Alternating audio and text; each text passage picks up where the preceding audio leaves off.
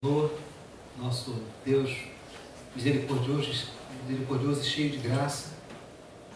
Teu nome é santo, o Senhor é grande e nós nos acercamos do Senhor juntos aqui. É bom, realmente é bom, como falou a Terezinha, Senhor. É bom nós estarmos juntos com nossos irmãos, nossas irmãs, aqui adorando o Senhor, te cultuando e desejosos de ouvir a tua voz. Desejamos mesmo, Senhor, pela tua palavra, receber a direção que o Senhor tem para as nossas vidas, e queremos pedir juntos aqui que a tua palavra, transmitida para os nossos corações, encontre em nós a guarida necessária e que ela seja um instrumento do Senhor para a transformação das nossas vidas. Quero te pedir, Senhor bendito, que aquilo que compartilharmos aqui não seja um elemento de satisfação de nossa curiosidade, das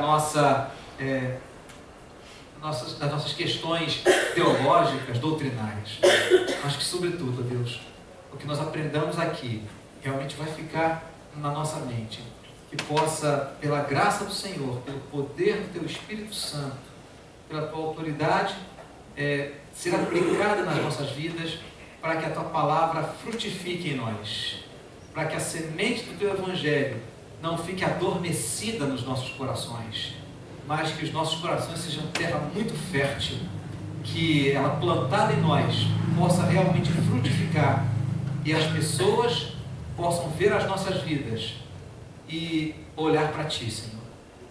Olhando para nós, possam desejar te buscar, possam desejar te conhecer, possam ter o desejo de conhecer o Deus que nos transformou, que mudou a nossa vida, que transformou pessoas tão complicadas e difíceis como nós em pessoas novas, pessoas que, ainda que de forma imperfeita, refletem o teu amor, refletem o teu poder, refletem a tua presença nesse mundo. É o que nós queremos pedir, Deus, que a tua palavra nos transforme nessa noite, em nome de Jesus e para a glória do Senhor. Amém. Amém. Deixa eu proibir essas primeiras luzes aqui, Mateus, não vai haver projeção. Nós, nos cultos da noite, nesses últimos domingos, temos falado sobre oração. E eu entendo que a gente não poderia passar esse tempo, essas oportunidades em que a gente tem falado diversos aspectos da oração, sem falar sobre a oração do Pai Nosso. Sem a gente parar para aquilo que, como falei hoje de manhã, quando nós terminamos a Santa Ceia e oramos o Pai Nosso, aquilo que tem se tornado, infelizmente, uma reza protestante, uma ladainha evangélica, um mantra cristão. É pena, é uma lástima ver que aquilo que o Senhor Jesus ensinou aos seus discípulos se tornou em grande medida uma recitação. Uma recitação. Toda a cristandade tem a oração do Pai Nosso como referência de oração. E nós costumávamos criticar os católicos romanos pelas rezas. Mas já há algum tempo eu tenho percebido que nós somos merecedores da mesma crítica que fazemos aos outros. Porque tantas vezes nós simplesmente recitamos o Pai Nosso. É claro que eu não posso falar a seu respeito. Porque é você que, ao orar o Pai Nosso, sabe como o seu coração o faz. Mas a grande verdade é que o Pai Nosso traz ensinos tão transformadores, tão profundos, que é de se suspeitar que, a julgar pelos nossos comportamentos, pelo padrão da nossa vida cristã, o Pai Nosso não tem sido aquilo que deveria ser na nossa experiência cristã. Ele não é uma oração para se fazer no final da Santa Ceia, apenas. Ele não é uma oração para se fazer no encerramento de culto, apenas. Ele não é uma oração para se recitar em determinados eventos especiais. Não é. O Pai Nosso é bem mais do que isso. Eu queria falar com vocês hoje exatamente sobre a coisa mais importante do Pai Nosso. Coisa mais importante do Pai Nosso. Mas antes da gente falar exatamente, vamos ver os dois contextos na Bíblia em que o Pai Nosso é transmitido para mim e para você. Nós, no domingo passado, à noite, recebemos a pregação. O reverendo Ivo falou sobre o texto de Mateus capítulo 6. Ele parou exatamente antes do início do Pai Nosso. Ele acha que eu não tinha combinado com ele, mas ele acho que ele desconfiou que tinha assunto do Pai Nosso pela frente, né? Então ele parou exatamente antes do início do Pai Nosso. Isso foi muito bom porque é muito representativo para nós. Eu queria que você abrisse a sua Bíblia, por favor, nessa primeira passagem, embora você possa dizer assim, o Pai Nosso, eu sei de cor. Claro que sabe, ainda bem que sabe.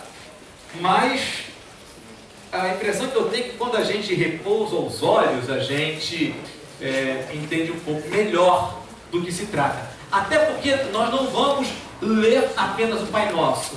O que eu gostaria de fazer com você é de situar o Pai Nosso no contexto adequado. Porque o Pai Nosso, no capítulo 6 de Mateus, nos versículos 9 a 15, ele está dentro de um dos discursos de Jesus, de um dos discursos que Mateus registra de Jesus. O primeiro discurso registrado em Mateus, que é... Qual o nome desse discurso onde o Pai Nosso está incluído? O Sermão da Montanha ou Sermão do Monte. Mateus situa o ensino do Pai Nosso no Sermão do Monte. Olha, o Sermão do Monte, ele é um conjunto de ensinos de Jesus. E especificamente, dentro do Sermão do Monte, o Pai Nosso está numa seção, numa parte em que Jesus está ensinando os seus discípulos sobre o que é a verdadeira espiritualidade. Antes, lá no início do Sermão do Monte, você sabe que o Sermão do Monte começa com as bem-aventuranças, que são as características de quem faz parte do reino de Deus, súditos do rei. E ele vem trazendo diversos ensinos e aí ele vem fazendo uma releitura da lei de Moisés. Quando ele fala sobre juramento, quando ele fala sobre adultério, quando ele fala sobre vingança, quando ele fala sobre amor, ele na verdade vem relendo a lei de Moisés. Então Jesus diz assim, vocês ouviram o que foi dito. A que ele está se referindo? Ao que Moisés legou. Eu, porém, vos digo. Então Jesus faz uma releitura da lei de Moisés. E quando ele termina de fazer essa releitura, ele começa a falar sobre a verdadeira espiritualidade. Por que isto? Porque o que Jesus vem trazer no ensino do Sermão do Monte, de maneira geral, é exatamente isto. Ele vem ensinar para nós, para os seus discípulos e para nós, por extensão, que o Evangelho, ou seja, a sua mensagem, é uma aplicação real, verdadeira, adequada daquilo que os antigos tinham ensinado, mas que o passar da história, especialmente na sua época, na época de Jesus, havia sido distorcido, especialmente pelos fariseus. Então ele vem trazer aquilo, tudo que foi ensinado no Antigo Testamento, vem situar na interpretação adequada. Por isso Jesus faz essas releituras, e aqui nesse ponto ele fala sobre aquilo que realmente é espiritualidade. Como nos lembrou o reverendo Ivo do ano passado, mas eu vou repetir aqui para a gente memorizar bastante. A espiritualidade judaica da época de Jesus, ela tinha diversas expressões. Mas 3 expressões eram muito populares na espiritualidade pessoal, na espiritualidade individual, que era a prática da generosidade, das esmolas, a prática da oração e a prática do jejum. Eram as 3 expressões, os 3 exercícios espirituais mais populares na época de Jesus. Então Jesus pega esses 3 elementos que eram muito populares, muito falados, muito usados na religiosidade, vamos falar assim, judaica da época, e ele, como ele tinha feito com as leis de Moisés que tinham sido distorcidas, ele vem e vai dar uma ajustada. Ele vem colocar isso na dimensão certa. Nós estamos no capítulo 6 e veja que coisa interessante. Capítulo 6, no versículo 2, que fala sobre esmolas. No versículo 5, em que ele fala sobre oração. E no versículo 16, esses 3 versículos, que são os versículos que começam cada um desses assuntos, tem a mesma estrutura. Esses 3 versículos falam a mesma coisa. Em resumo, o que Jesus fala nesses 3 versículos? Sobre dar esmolas, sobre generosidade, sobre oração, sobre jejum. Ele diz assim: quando vocês forem praticar essas ações, não se exibam. Não façam isso para parecer como fazem os hipócritas. Esses hipócritas já receberam a sua recompensa. Então, Jesus fala sobre as 3 práticas. Observe bem que ele repete as mesmas palavras. E lá, mais adiante, em cada uma dessas partes, versículo 4, 6 e 18, ele também diz: façam isso tudo, façam mesmo, façam. Ele não está dizendo para não fazer. Ele diz: façam, mas façam para o Pai. Façam para o Pai. Porque o Pai, não façam para as pessoas, para aparecer, façam para o Pai. E Ele vai te recompensar. Se você faz como os hipócritas, já recebeu a recompensa como os hipócritas. Mas se você faz para o Pai, com essa motivação, Ele vai nos recompensar. Então, o que Jesus faz é ensinar essa verdadeira espiritualidade que é movida por motivações certas. Ele corrige as motivações erradas e dá as motivações certas. O Pai Nosso está inserido nesse contexto. Mas quando ele fala sobre oração, essas 3 partes quando ele fala sobre oração. Mas há uma outra passagem que também é narrada sobre o Pai Nosso. O Pai Nosso é ensinado com algumas palavras diferentes, mas também ensinado por Jesus em Lucas capítulo 11. Antes de você abrir, atenção. Uma pergunta para você. Quantos aqui já haviam lido o Pai Nosso em Mateus 6? E quantos tinham lido em Lucas 11? É bem, a gente lembra bem de Mateus, não é? Mas em Lucas 11 tem algo muito interessante, muitíssimo interessante, que é o contexto em que Lucas coloca esse ensino de Jesus. A gente não sabe, na verdade, quanto que Jesus ensinou o Pai Nosso, porque Mateus situa numa ocasião, Lucas situa em outra, mas a grande verdade é que o que menos importa é em que situação Jesus ensinou. O que vale é que Jesus efetivamente ensinou. Tanto que os 2 evangelistas falam. Então, no capítulo 11 de Lucas, Lucas situa esse ensino de Jesus num outro contexto. Eu queria que a gente lesse juntos o versículo 1. Só o versículo 1. Vamos ler juntos? Estou ouvindo páginas abrindo, então a gente deixa as páginas. Lucas 11, versículo 1. Todos juntos, vamos lá. De uma feita estava Jesus orando em certo lugar. Quando terminou, um dos seus discípulos lhe pediu: Senhor, ensina-nos a orar, como também João ensinou aos seus discípulos. Então aqui, Lucas fala que os discípulos de Jesus viram Jesus orar. Viram como Jesus praticava a oração. E o que motivou Jesus a ensinar o Pai Nosso? Que o versículo 2 começa dizendo: então ele os ensinou: quando orardes, dizei. E aí ele faz a descrição do Pai Nosso de uma forma mais compacta. O que Lucas diz é que o ensino do Pai Nosso aqui está num contexto em que o exemplo de Jesus atrai os que o viram orando. Então, uma coisa fantástica é que o ensino do Pai Nosso, ele nasce da prática daquele que, de uma certa maneira, não precisaria orar. De uma certa maneira, não precisaria orar. Se nós olharmos, lembrarmos que Jesus era filho de Deus, mas ele precisava sim. Ele também era homem como nós, apenas sem pecado. Apenas. Isso é muito, não é? Isso é muito. Mas a diferença básica é que Jesus era sem pecado. Mas é ver Jesus orando que desperta a atenção dos discípulos. E veja que coisa interessante, um detalhezinho. Jesus estava orando em certo lugar. E seus discípulos, caladinhos, só observando, porque esperaram Jesus terminar. Quando Jesus terminou, um dos discípulos foi pedir para ele ensinar-nos a orar. Mas os discípulos falam uma coisa interessante. Esse discípulo que pede, ele faz uma comparação. Você percebe? Consegue perceber a comparação no versículo 1? Ele diz assim: Senhor, nos ensine a orar como João ensinou aos seus discípulos. Ele estava servindo a João Batista.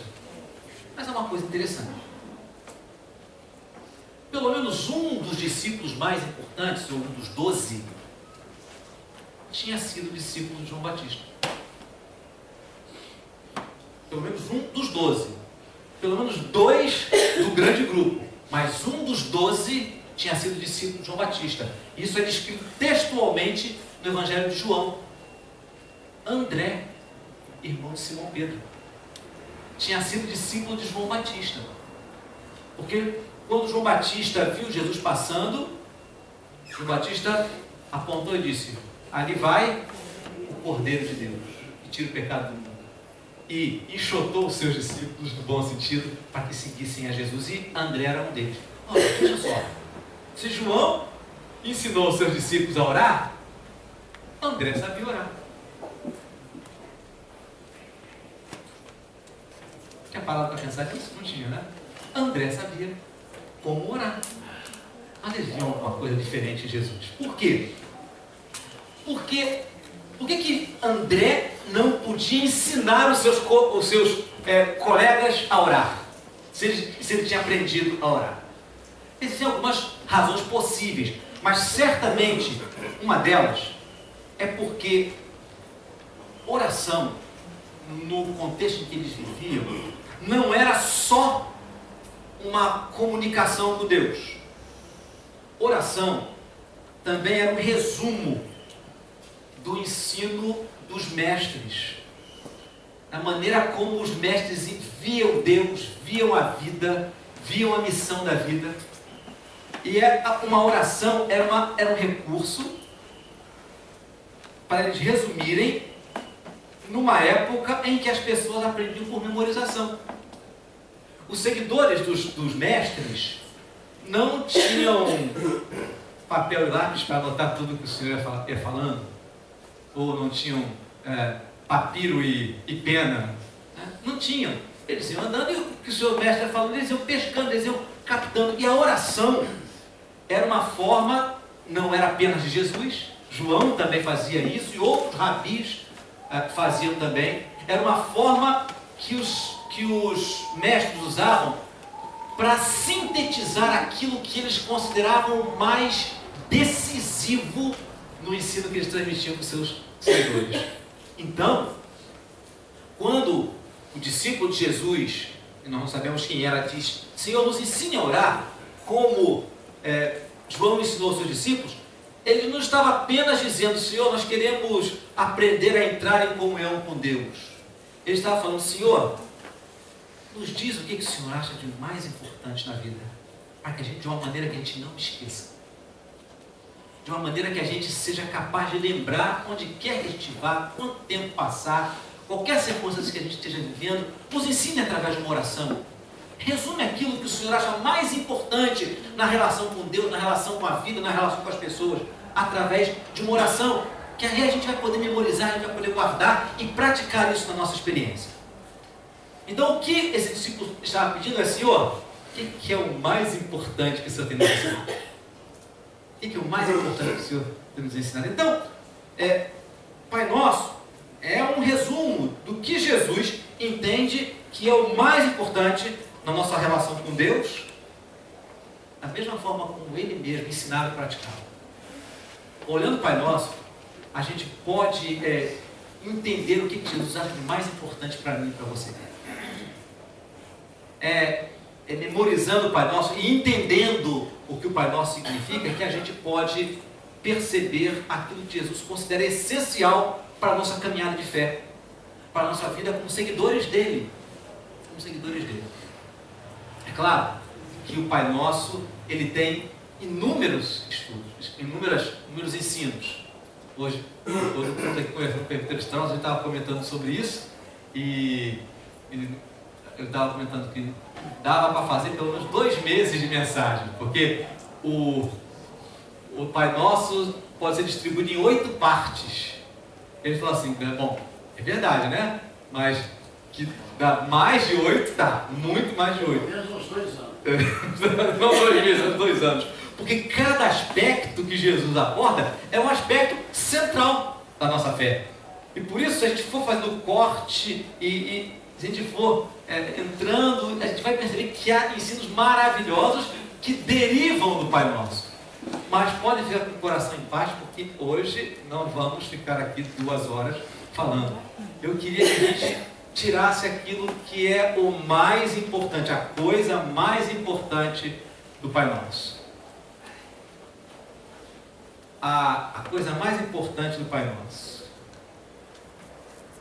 Irmãos, a nossa oração, a nossa prática de oração, vai retratar a maneira como nós nos relacionamos com o nosso Pai Celeste.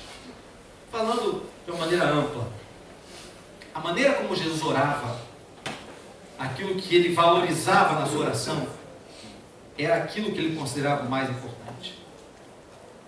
E o mais importante do Pai Nosso, talvez não esteja nas suas petições individuais. Isso não é uma opinião apenas minha.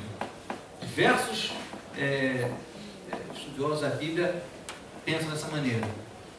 Eu apenas os acompanho, né?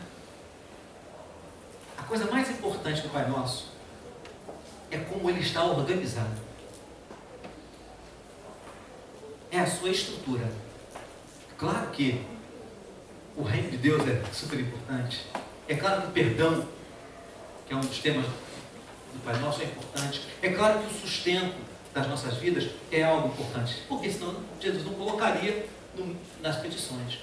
Mas o mais importante é a maneira como ele organiza, porque a organização do Pai Nosso retrata para a gente as prioridades da vida segundo Jesus, ou seja, aquilo que ele considera ser o mais importante na vida de qualquer pessoa.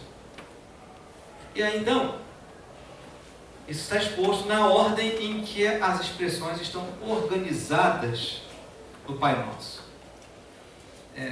A ordem em que elas estão vai nos dar um grande alicerce. Como eu falei, cada aspecto, cada pedido, cada tema que o Pai Nosso desenvolve é muito importante, merece um olhar de lupa bem próximo, mais aprofundado, mas a maneira como esses pedidos estão dispostos vão fornecer o alicerce, a base sobre a qual a nossa oração é construída, a nossa vida é construída, porque eles oferecem, a estrutura oferece a motivação adequada. Então vamos orar o Pai Nosso? Segundo Mateus, que é o que a gente está acostumado. Vamos lá. Vamos ler o texto na nossa mente? Mateus 6, 9 a 15. Vamos ler o texto na nossa mente? Vamos juntos. Pai nosso que estás nos céus, santificado seja o teu nome, venha o teu reino, faça a tua vontade, assim na terra como nos céus. Uma paradinha. A gente ia emendar, né? Está tudo memorizado. Mas a gente precisa memorizar entendendo o que significa. Veja só. A primeira parte do Pai Nosso, Jesus só se refere às coisas que interessam ao Pai. Ele diz: que o teu nome seja santificado, que o teu reino venha e que a tua vontade seja feita. Como? Como o nome de Deus deve ser santificado? como o reino dele deve se manifestar, como a vontade dele deve ser feita. Exatamente como ela é feita no céu, como as coisas acontecem no céu. Então, assim na terra como no céu, não é só ligado a faça-se a sua vontade. O assim na terra como no céu é santificado seja o teu nome, venha o teu reino, faça a tua vontade. Tudo isso, que tudo isso aconteça aqui entre nós, como acontece naturalmente no céu. Então, a ordem que Jesus começa a sua oração, ele fala para a gente claramente, as prioridades da vida começam pelos interesses de Deus. Começam com o nosso ajuste adequado, começa quando nós olhamos para Deus, porque Deus deseja, porque o nosso Pai que está no céu deseja. O que Ele deseja que aconteça, o que Ele deseja que seja feito na nossa vida, como Ele deseja que nós vivamos a nossa vida, como Ele quer que a gente conduza a nossa vida. Então, Jesus diz assim: meus discípulos, antes de mais nada, antes de qualquer preocupação, antes de qualquer ansiedade, antes de buscar as coisas que são importantes para vocês, eu sei, antes de mais nada, olhem para cima, olhem para o Senhor, olhem para o Pai e vejam o que Ele quer. Antes de dizer para Ele o que vocês precisam, e Jesus já havia falado que o nosso Pai Celeste sabe de tudo que a gente precisa, sem que a gente peça, Ele diz do Pai Nosso: antes de mais nada, centralize a sua atenção naquilo que Deus deseja, naquilo que o Pai, Senhor, amoroso, soberano, que está no céu, que governa sobre tudo, deseja. Então, em primeiro lugar, na sua vida, meu discípulo, é preciso que a sua atenção esteja voltada nas suas orações e na sua vida para aquilo que o Pai quer realizar, e não para aquilo que você precisa ou deseja. Hoje em dia a oração adquiriu assim uma aparência, uma característica estranha, né? Às vezes dá a impressão que Deus recebe ordem dos seus filhos, né? Deus recebe ordem dos seus filhos. Tem gente que encara a oração como um meio quase mágico para alcançar os seus próprios objetivos, os seus próprios desejos particulares. É aquele princípio da oração raspadinha do rei.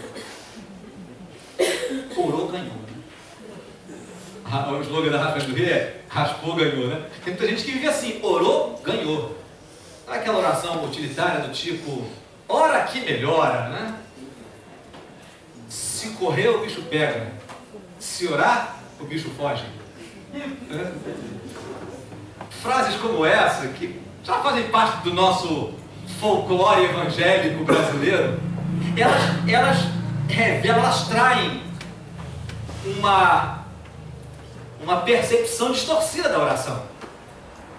Porque a prioridade da oração, segundo aquele que nos ensinou a orar, juntos dizendo, essa frase de início de Pai Nosso, né? A frase para chamar a igreja para orar o Pai Nosso.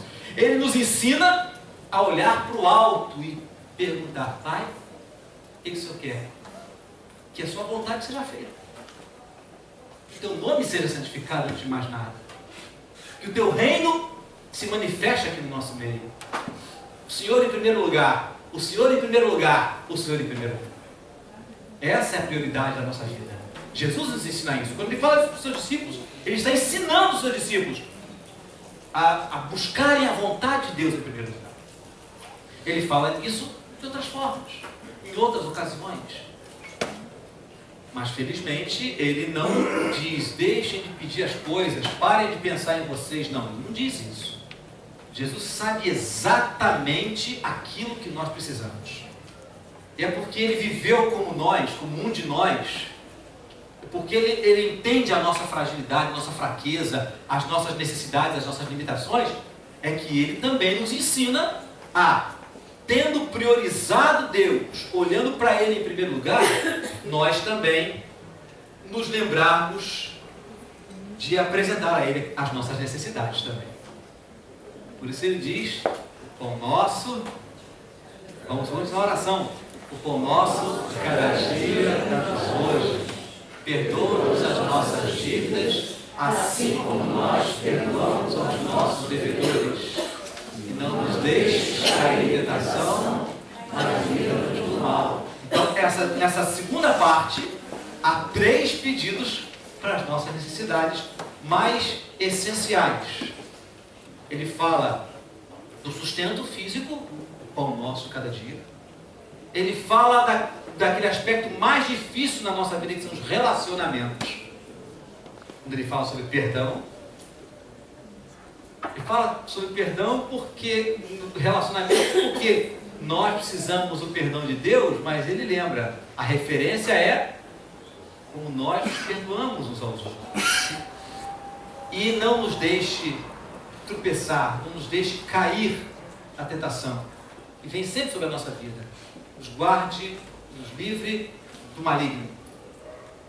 Então, Jesus também nos ensina que é importante guardarmos um espaço para nós expressarmos a nossa dependência de Deus. A grande perspectiva que Jesus dá a respeito dessas petições, que são a respeito das nossas necessidades, não é para nós satisfazermos os nossos desejos, mas para nós reconhecermos a nossa dependência de Deus. Então, quando Jesus faz essas 3 petições, ele coloca depois dos interesses de Deus, mas diz, lembre-se também de se apresentar ao Pai com as suas fragilidades, com as suas necessidades, porque vocês precisam da graça do Pai para superar essas questões. Então, ao olhar para o Pai Nosso, a gente precisa lembrar disso. Que o mais importante é o alicerce, é a base que Jesus lança para as nossas orações e para o nosso relacionamento com Deus e com as coisas da vida, não só com Deus, não apenas uma visão vertical, mas a visão vertical nos dá a perspectiva horizontal adequada.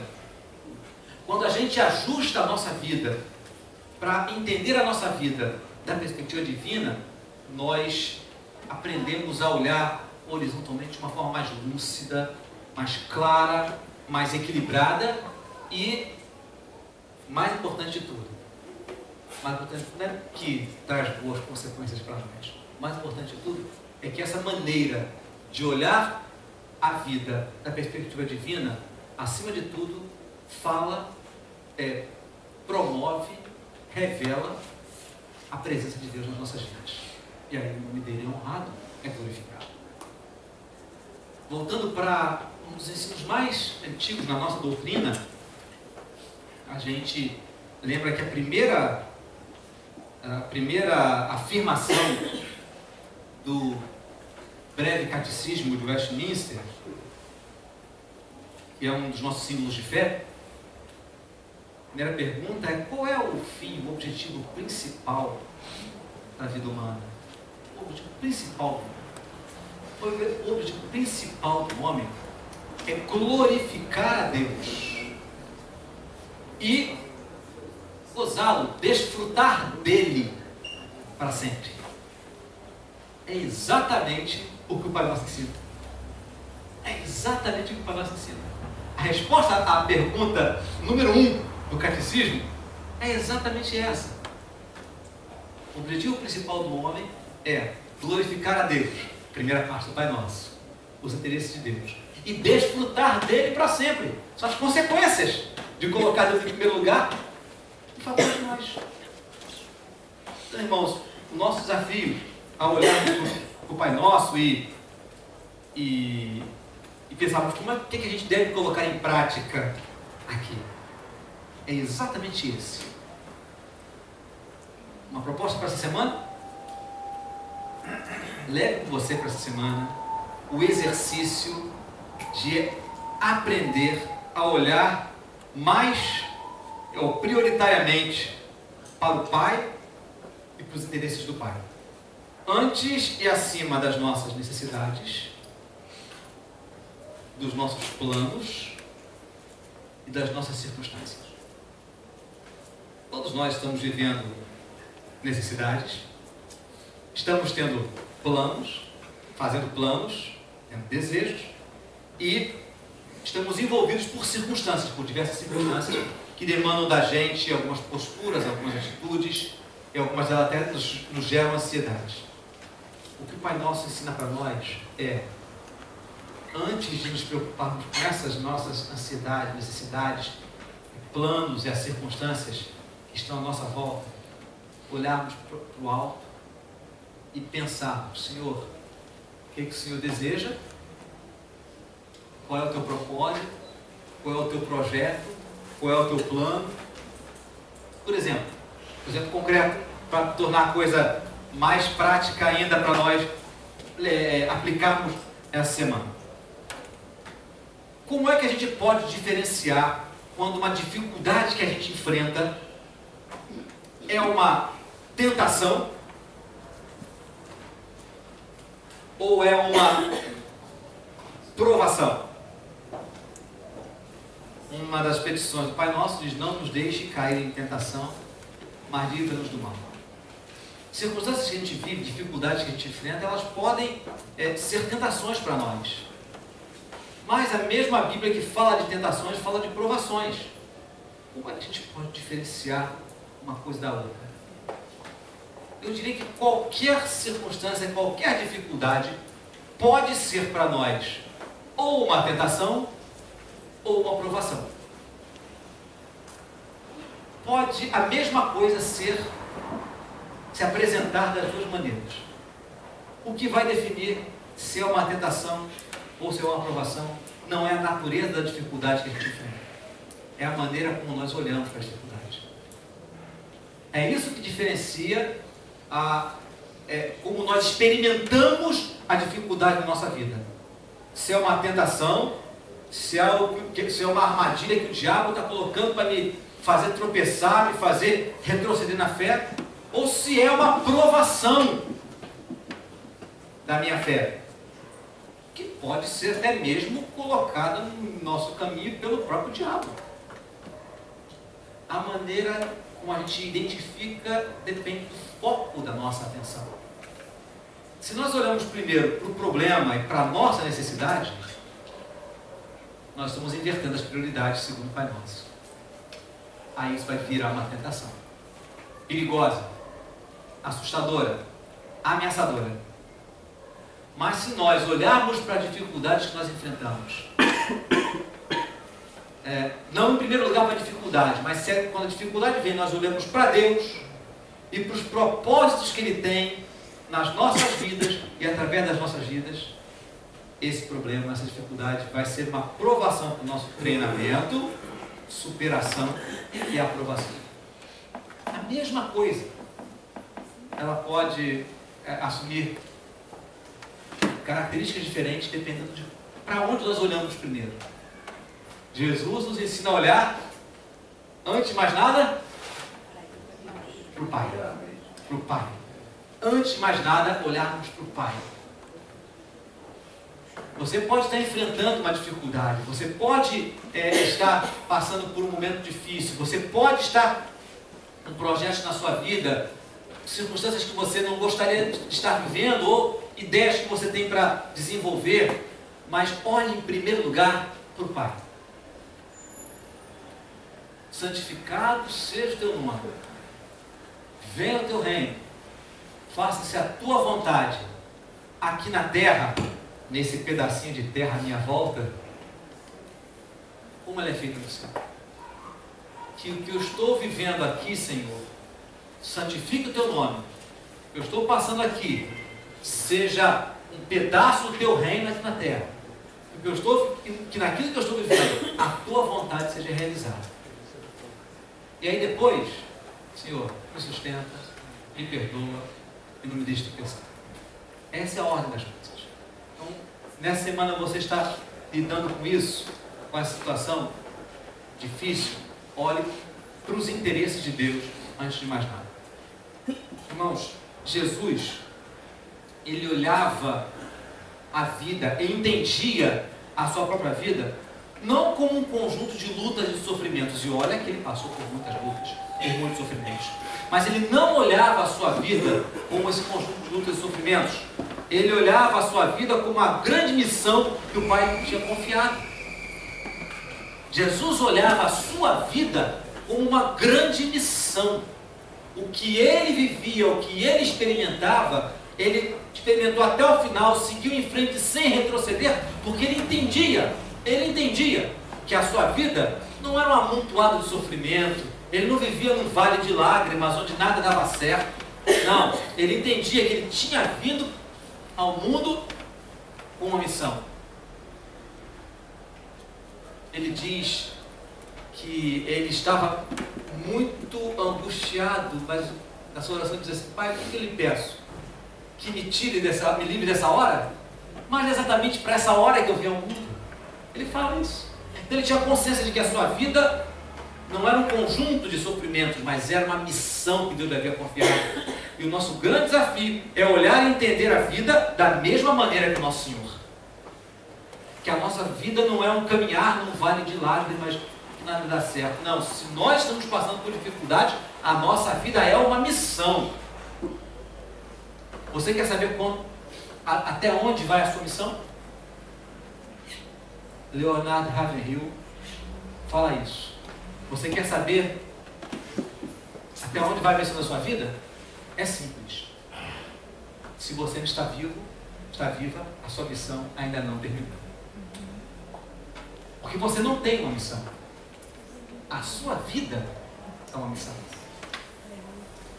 Se nós olharmos dessa maneira, como o Senhor Jesus olhou, nós vamos entender que, antes de mais nada, eu devo olhar para cima e perguntar: Senhor, minha vida é a tua missão. Santificado seja o teu nome. Venha o teu reino. Faça-se a tua vontade. Assim na terra, como nós cantamos de manhã, a começar em mim, como no céu. E Deus, vai cuidando daquilo que eu preciso enquanto eu estou na tua missão, que é a minha vida. Então, nosso desafio dessa semana é olhando para o Pai Nosso e orando o Pai Nosso. É a gente lembrar disso. Vamos orar para nós? Fique em pé, por favor, irmão. E aí a gente pode orar para o Pai Nosso um pouquinho mais de consistência, né?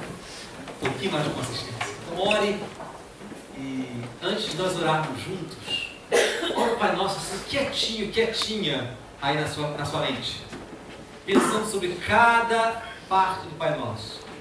E aí daqui a pouco eu lhe convido para nós orarmos com você, tá bom? Então faça a oração do Pai Nosso no seu coração, pensando bem no que ela significa.